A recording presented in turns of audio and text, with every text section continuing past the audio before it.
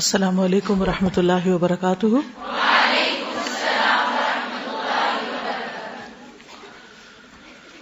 نحمده ونصلی علی رسولہ الکریم، اما بعد فاعوذ باللہ من الشیطان الرجیم، بسم اللہ الرحمن الرحیم، رب اشرح لی صدری ویسر لی امری واحلل عقدۃ من لسانی یفقہوا قولی۔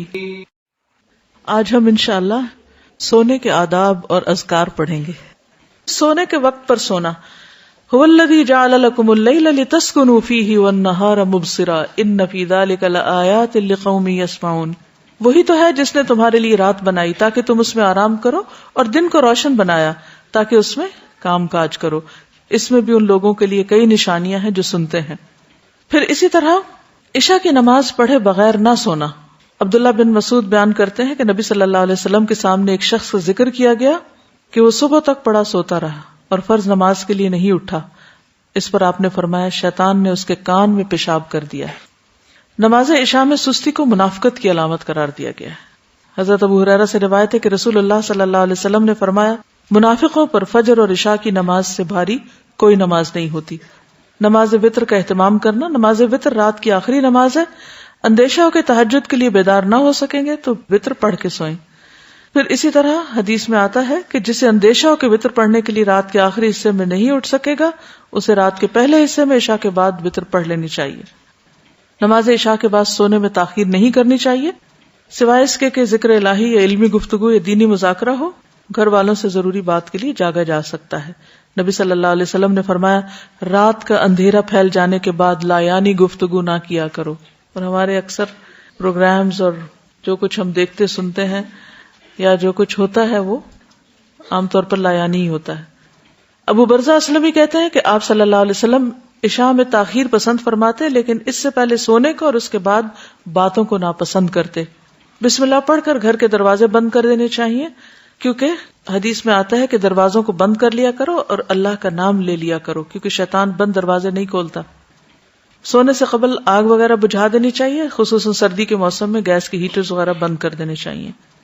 نبی صلی اللہ علیہ وسلم نے فرمایا جب سونے لگو تو گھر میں آگ کھلی نہ چھوڑو۔ آپ نے فرمایا ابن عباس سے روایت ہے کہ ایک بار ایک چوہیا چراغ کی بتی گھسیٹتی ہوئی لے آئی اور رسول اللہ صلی اللہ علیہ وسلم کے سامنے چٹائی پر ڈال دی جس پر آپ تشریف فرما تھے، اور ایک درہم کے برابر جگہ بھی جل گئی۔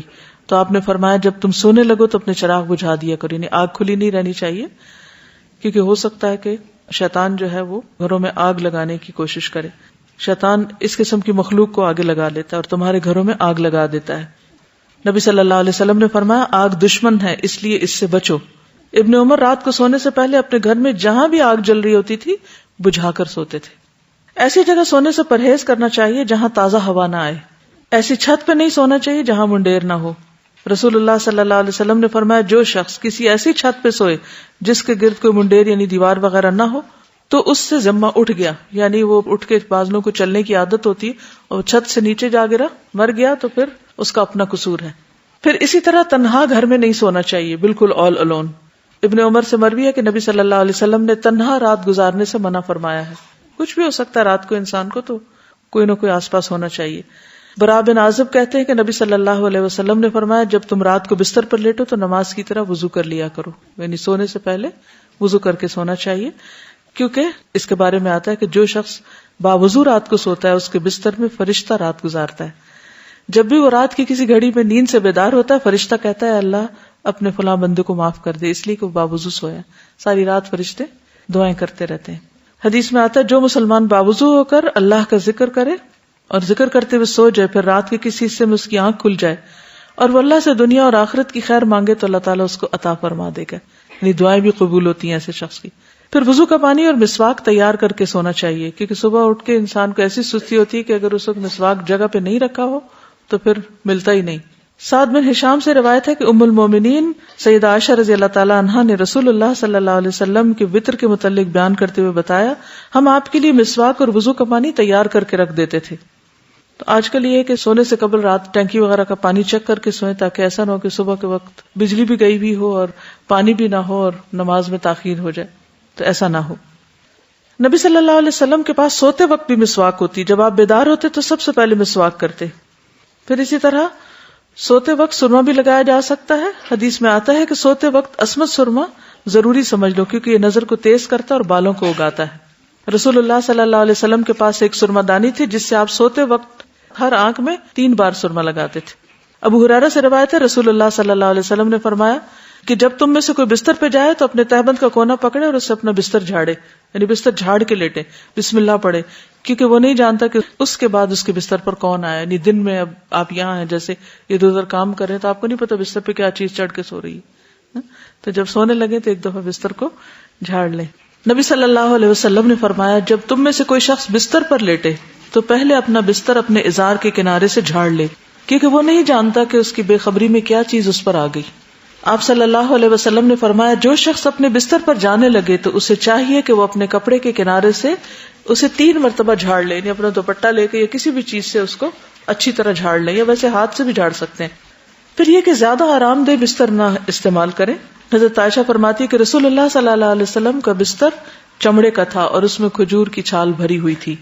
جب آپ سونے کا ارادہ کریں تو گھر میں جو بھی بتیاں یا روشنی وغیرہ ہے اس کو بجھا دیں. جابر روایت کرتے ہیں کہ رسول اللہ صلی اللہ علیہ وسلم نے فرمایا رات کو جب سونے لگو تو چراغ بجھا دیا کرو. کیوں؟ ایک وجہ تو یہ ہے کہ چوہیا تیل میں سے وہ بتی نکال کے جلتی آگ کہیں اور جا کے پھینک دے تو گھر جل سکتا ہے. ایک اور ریزن بھی ہو سکتی ہے روشنی گل کرنے کی، انرجی سیو کرنے کے علاوہ اس میں ہیلتھ کا ایک بہت اہم نقطہ چھپا ہوا ہے.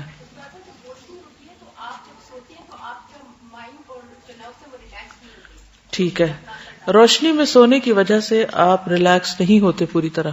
ہمارے جسم کے کچھ حصے صرف اس وقت کام کرتے ہیں جب مکمل ڈارکنیس ہوتی ہے.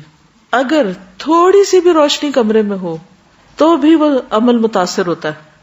اس لیے کوشش یہ کیا کریں کہ جب آپ سوئیں، سونے سے پہلے آپ بستر جھاڑ لیں، ہر چیز کا بندوبست کر لیں، قریب اپنے ٹارچ رکھ لیں یا بیڈ سائڈ ٹیبل پہ اگر لیمپ وغیرہ ہے تو اس کو استعمال کر سکتے ہیں ضرورت پڑنے پر.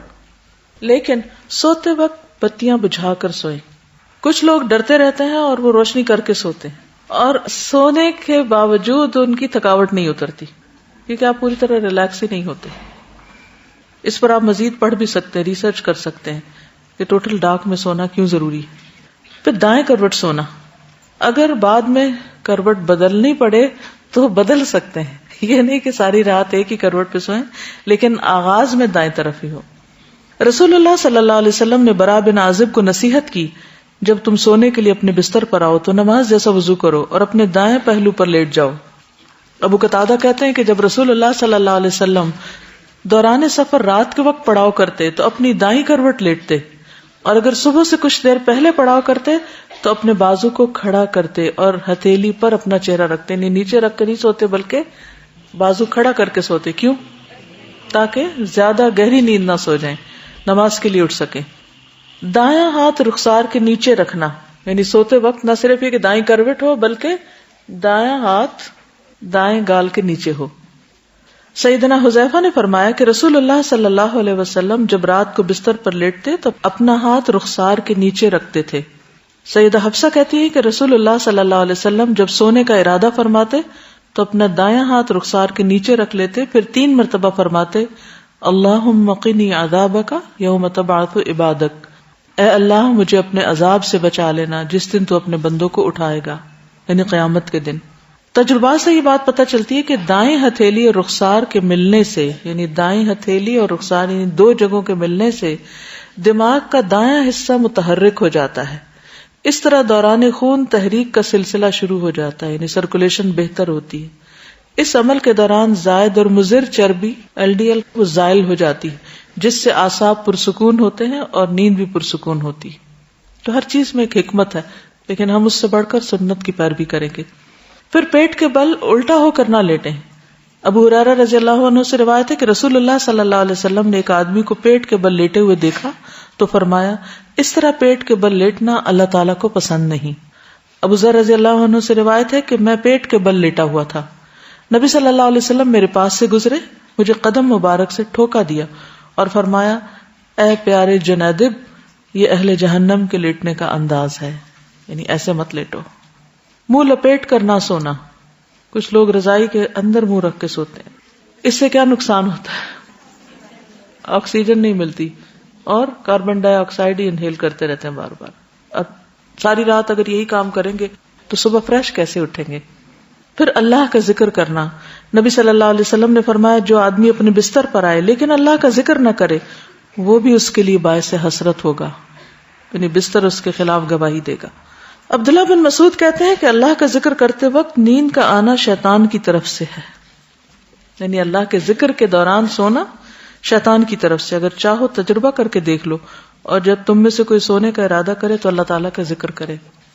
تسبیحات فاطمہ پڑھنا یہ ہر تھکاوٹ کا علاج بھی ہے.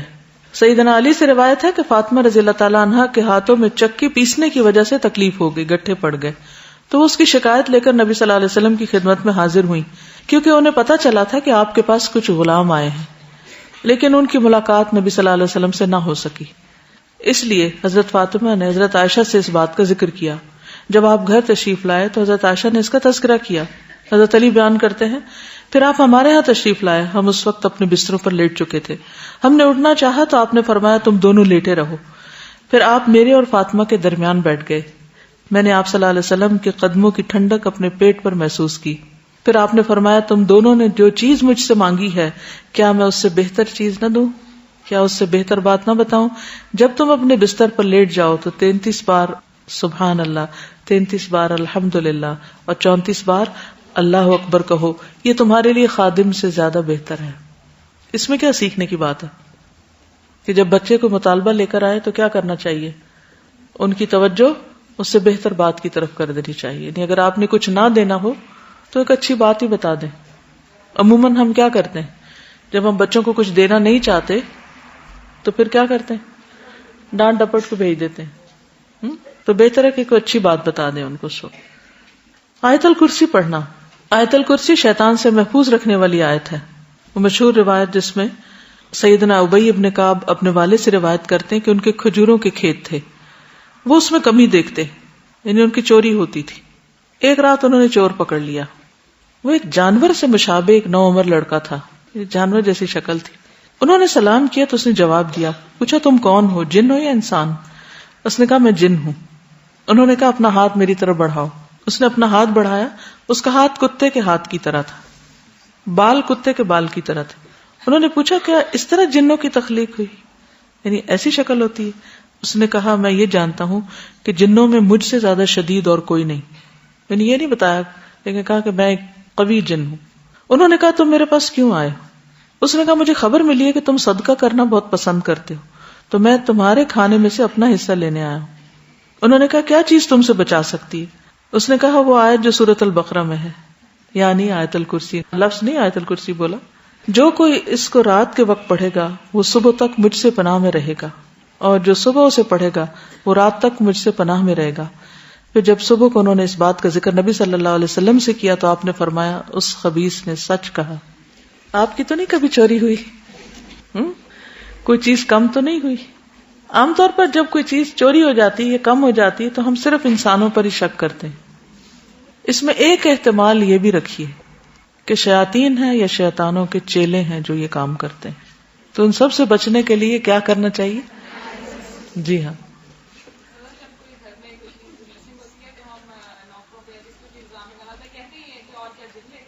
جی ہاں، اس وقت یہ کہتے ہیں اور کیا تم نہیں لے گئے تو جن لے گیا کوئی.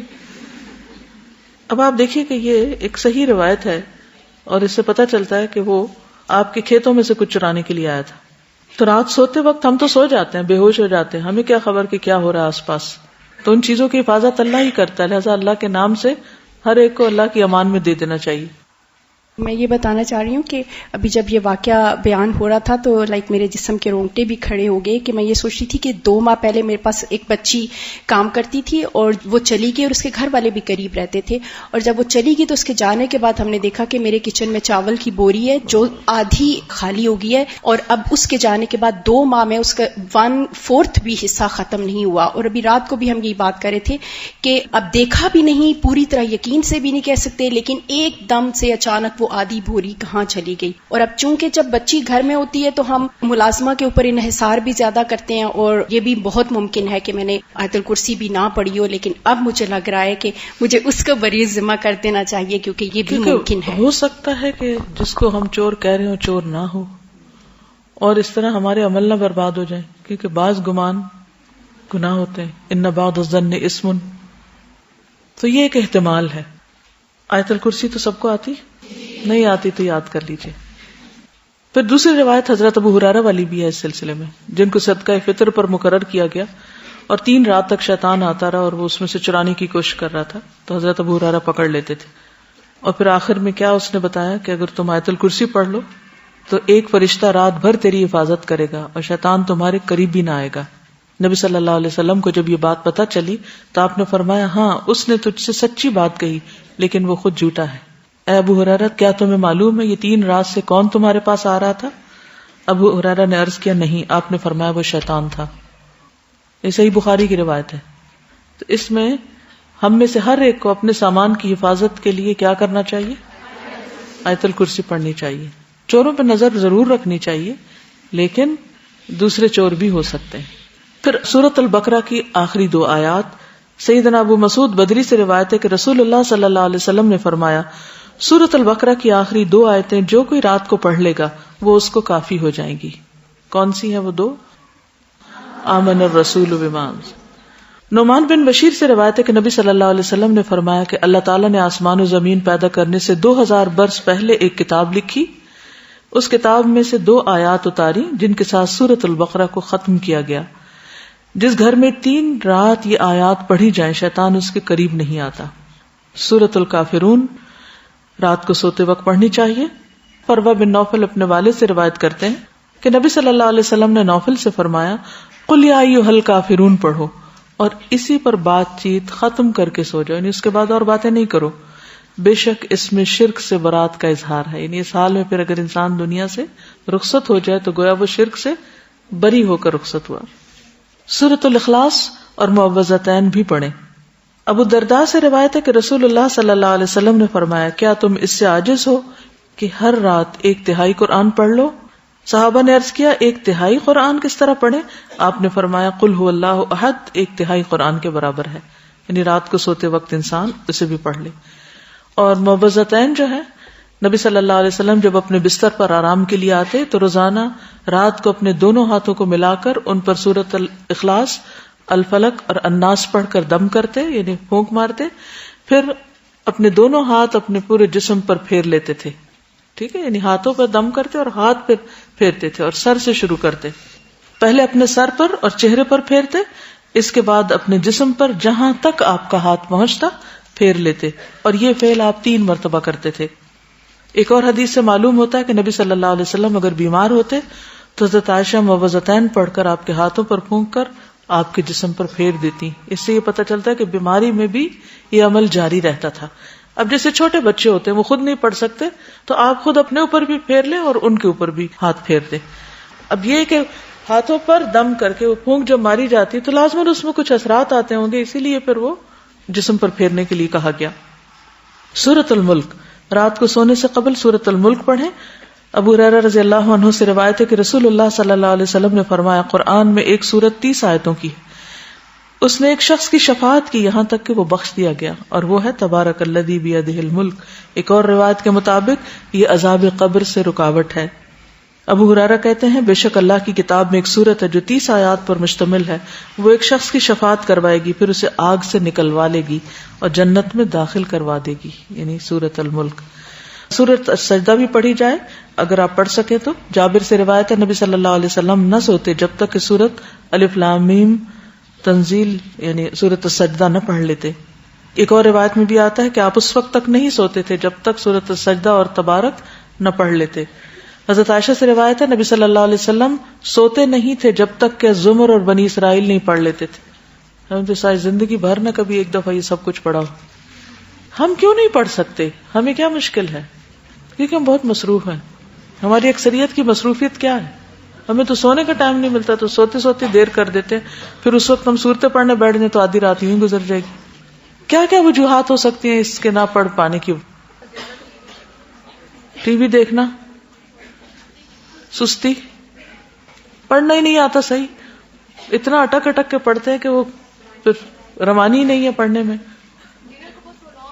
ڈنر بہت پرولونگ کر دینا، پھر اٹھنا ہی نہ، وہاں بیٹھ کے گھنٹوں باتیں کرنا، نیٹ پہ بیٹھے رہنا، دن کو ایسے کام مشغول رہنا کہ بہت زیادہ تھک جانا، پھر سوتے وقت کچھ پڑھنے کا ہوش نہ رہنا.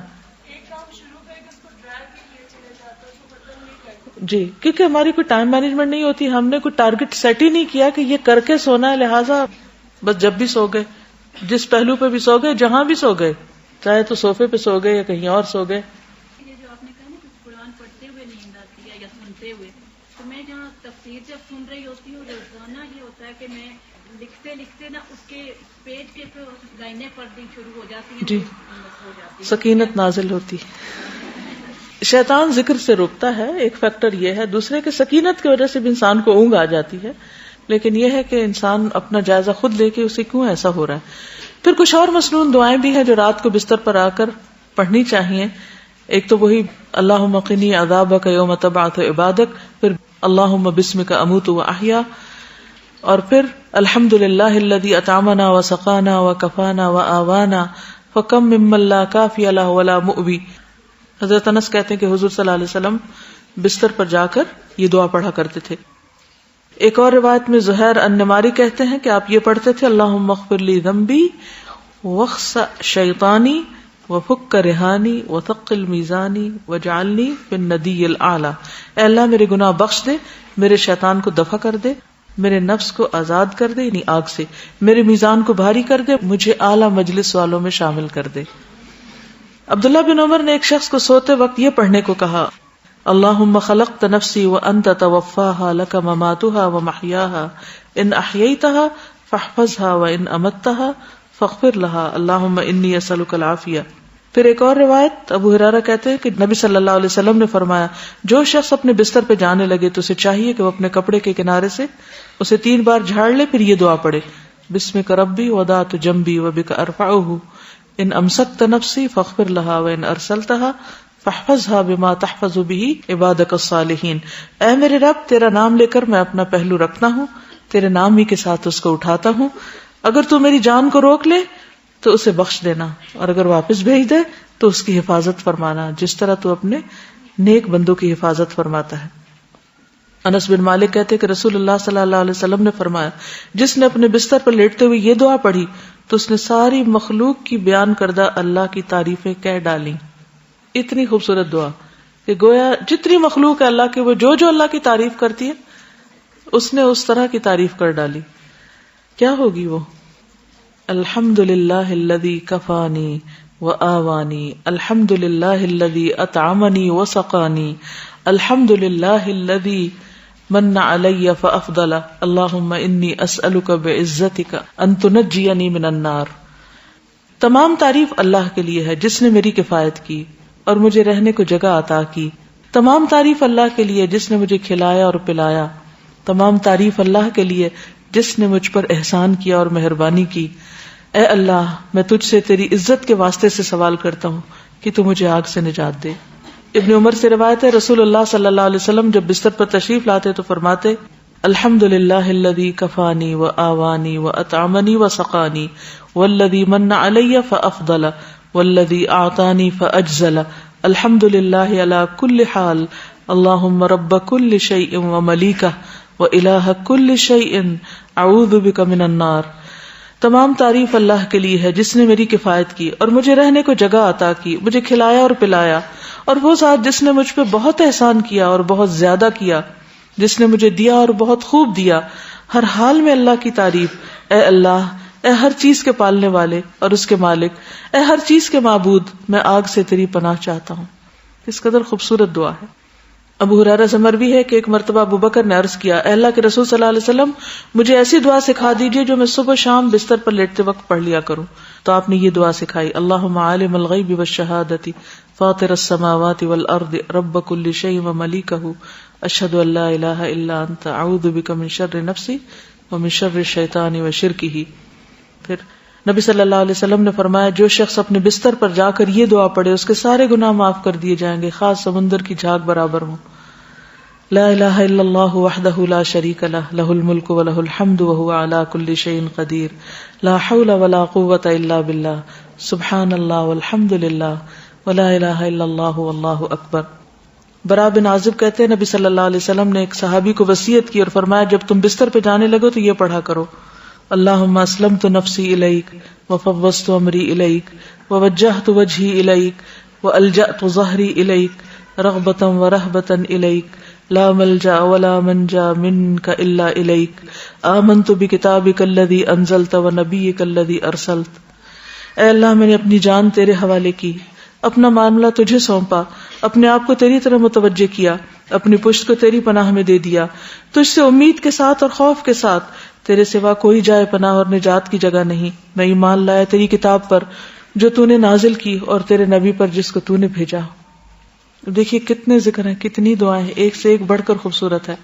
سیدنا سہیل سے روایت ہے جب ہم میں سے کوئی سونے لگتا تو ابو صالح کہتے دائیں کروٹ پہ سو جاؤ اور یہ دعا پڑھو اللہم رب السماوات ورب الارض ورب العرش العظیم ربنا ورب كل شيء فالق الحب والنوى ومنزل التوراة والانجیل والفرقان اعوذ بك من شر كل شيء انت آخذ بناصيته اللہم انت الاول فلیس قبلک شیء وانت الآخر فلیس بعدک شیء وانت الظاہر فلیس فوقک شیء وانت الباطن فلیس دونک شیء اقض عنا الدین واغننا من الفقر.